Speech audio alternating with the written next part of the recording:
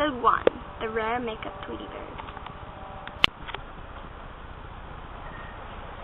Hello, this is Episode 1, The Rare Makeup Tweety Bird.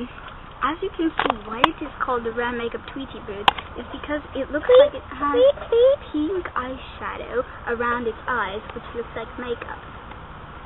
That is why it's called the Rare Makeup Tweety Bird. And you can also notice the tufts on its head and the blue eyes. It gets that beauty from its ancestors who also look like this bird. And as you can hear,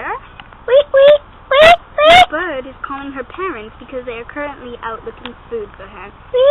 These birds eat purple flowers and nuts from the Purple Flower Treeville, which is where they live.